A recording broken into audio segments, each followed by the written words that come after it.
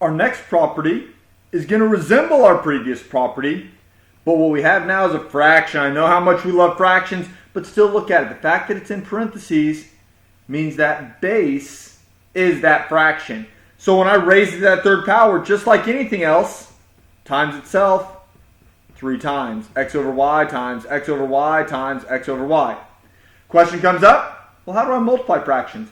Multiplying fractions is the easy one. Top times top times top, bottom times bottom times bottom. I know this one looks a little bit unique in that we do have a common denominator. We did not need these to be the same. That could be y, that could be z, and that could be a if we wanted to be. We could still multiply and get a product. The only time we would ever need it to be a common denominator is if we're trying to add the fractions. And we'll see those coming up soon. I know you're anxious. Top times top times top, x times x times x. Bottom times bottom times bottom, y times y times y. X times x times x, fundamentally, remember, by definition, x to the third. Y times y, by definition, y to the third. What we notice? Power of a quotient. If I take that fraction to an exponent, it's the same as raising the top of the power, raising the bottom. Going back to our old one, again, the word we want to get used to is apply. Whatever exponent is outside, we're going to apply to everything inside. We don't normally want to expand this kind of thing out. What this one is called is power of a quotient. Quotient is just a fancy word for a fraction. It's anytime you're talking about division. This one is, if I have a over b to the n power, that exponent, apply it to the top, apply it to the bottom, a to the n over b to the n. Power of a quotient. Now, let's look at an example. 2 over x cubed. Fundamentally, when I have that exponent, apply to the top, apply to the bottom. Meaning, 2 to the third power over x to the third power. 2 to the third power is badly, and I know we've gotten so used to multiplying, adding, all these things.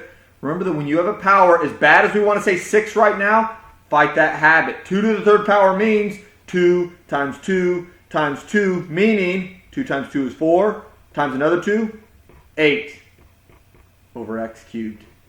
Those are some of the more common mistakes we see on a quiz. Our students get into these routines of when do I add, when do I multiply, and they keep wanting to do that. Again, it's that attention to detail that makes some of these sections some of the trickier. Just really get used to those fundamentals. And it all still comes back to that fundamental of what is an exponent. Exponent means the base times itself, the exponent number of times. One of the harder problems we'll see on the homework. Look at all the products, look at all the quotients, look at everything we have going on. When we have that to the power on the outside, apply it to everything on the inside. Fundamentally, we would have 3 to the third power. We would have x squared to the third power. We would have y to the third power.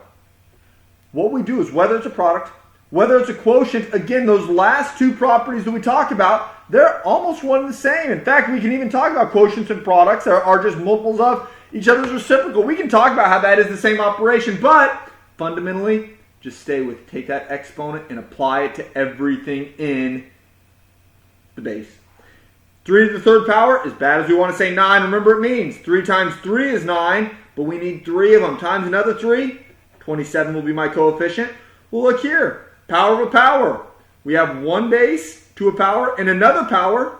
This is when we multiply the exponents, x to the 6th. Y to the third power, we can look at it again like we did last time. Y to the first if we want. But we also know that y cubed is y cubed. There's my answer.